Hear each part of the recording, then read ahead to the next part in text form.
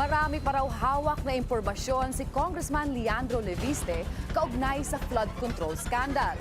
Pero sa kabila ng mga isinisiwalat niya sa social media, hindi pa rin siya makakadalo sa pagdinig sa Senado kaugnay sa issue.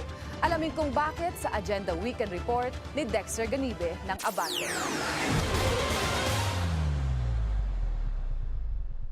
Hindi makadadalo bukas sa Blue Ribbon Committee hearing si Batangas 1st District Representative Leandro Leviste dahil umano sa banta sa kanyang buhay. Sa programang Point of Order sa Abante, sinabi ng kanyang abogadong si Ferdinand Topacio ang mga banta kay Leviste ay kasunod ng pagsiwalat sa Cabral Files. Bukod sa banta, narayan pa umano ang mga panggigipit ng gobyerno kay Leviste. Nagsimula lamang po yan noong sinabi niya na meron siyang hawak na Cabral Files at nakalagay dito sa Cabral Files nito mga initials na OP at ES at kung ano-ano pa. No? At marami po siyang hawak na nakita ko na talagang pagka ito'y lumabas ay talagang mabigat po ito. Kumbaga sa kawan bomba atomika po ang magiging epekto nito sa ating pamahalaan. Isang araw matapos mahulog sa bangin sa Benguet si Engineer Maria Catalina Cabral noong Disyembre, isiniwalat ni Leviste sa kanyang social media page na may listahan si Cabral sa kanyang computer ng lahat ng proponent ng DPWH insertions at may kopya nito ang iilan. Inamin niya rin na mayroon siyang kopya nito na ibinigay sa kanya ni Cabral noon pang Setyembre. Binigyan niya umano ng kopya ang ICI at si Ombudsman Boyeng Rimulya noong Nobyembre pero walang nangyari.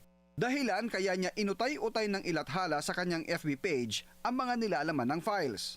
Sa kanyang press con sa Batangas matapos sampahan ng libel, si Palace Press Officer PCO Undersecretary Claire Castro kaugnay ng Solar Philippines statement, sinabi ni Leviste na maraming sangkot sa cover-up ng korupsyon sa DPWH. Kaya hindi lumilipas ang araw na walang umatake sa kanya. Tila may banat pa ito sa media. May mga reports naman po sa media ng ibang mga istasyon, hindi po yung mga nandito ngayon, na halata naman na may agenda. May agenda.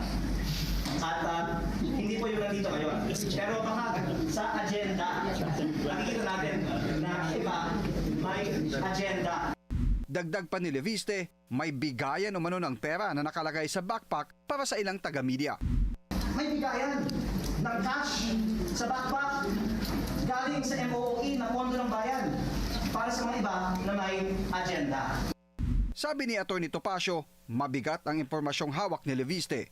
Ang ginagawa kay Congressman Leviste ay isang pattern ng panggigipit sa mga kritiko. Alam niyo po ba, kaming mga palaging nasa rally at kami ay isinisigaw lang naman namin ang sentimiento ng bawat Pilipino na sukang-suka na dito sa pagnanakaw, lalong-lalo na dito sa flood control, ay kinakasuhan ng sedition, kinakasuhan ng libel.